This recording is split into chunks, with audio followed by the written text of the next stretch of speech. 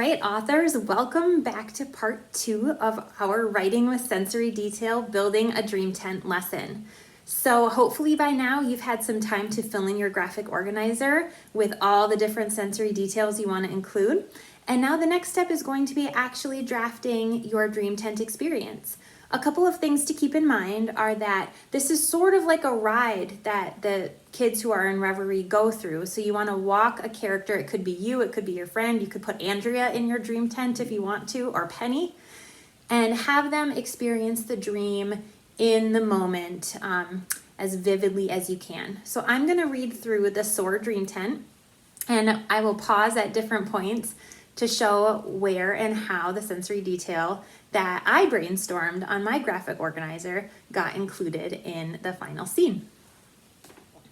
Andrea's lungs went from full of air to nearly flattened in milliseconds as the wind blew so hard in her face she couldn't refill them no matter where she turned her head. But any fear or trepidation faded fast as warm sunlight reflected off her wings. She had become a huge bird with shining ruby red wings that soared above the earth and soaked in the sun and warmed her to the core. Penny was blue, her wings the color of a pool on a hot summer day, but Penny's face was still the same, still a girl, still human. This was unbelievable, but it was also right here in front of her eyes.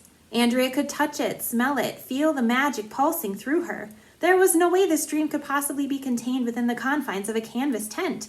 She wasn't looking at a dreamlike display or a creaky artificial ride with bumpy wooden tracks. She had entered an entire world, and she was flying through it. Penny swooped below Andrea, her wings a striking contrast to the muted tones of the earth below. She squealed, her voice half bird call, half girl. "Isn't this the best?" Andrea's soul swelled, ballooning and stretching against her skin like a muscle long out of use, but eager to regain its strength.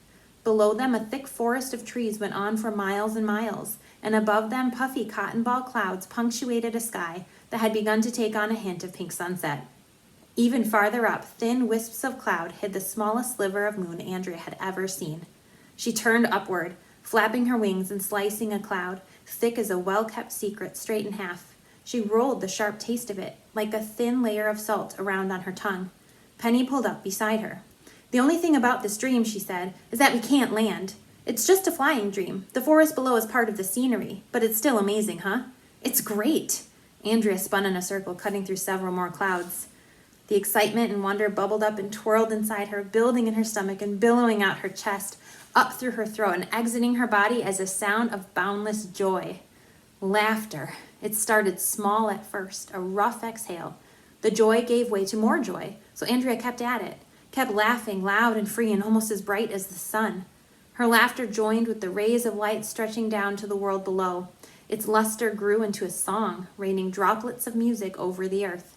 Andrea hadn't laughed like that for such a long time. She had lost her laughter somewhere along the way, as she had so many other things.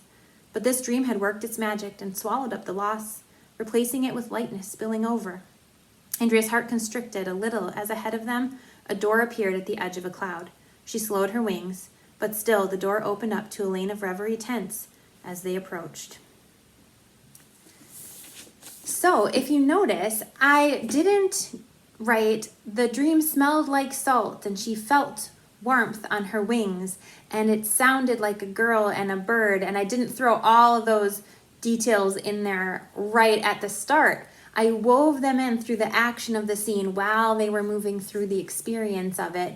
So we got the taste of it at one point, and we got the sound of it, and we got the feel of it all throughout, so that sensory detail was kind of just woven in as part of the experience and not all dumped in one location just to kind of get it over with. So what I would like for you to do now is to take those sensory details and the dream story that you want to tell and try to write a draft and fit in as many as you can authentically fit in. Try to aim for at least 3 to 4 senses engaged in your scene. Spend some time drafting it and then check back in for the final part of this lesson.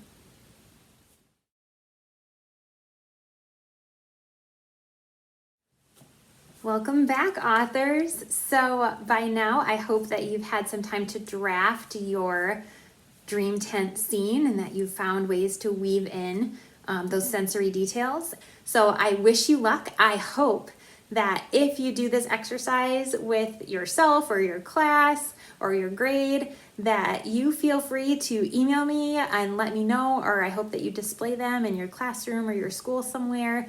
Writing with sensory detail is a huge part of being an effective author, and I hope you really had fun during this lesson and learned a few things too. Happy writing!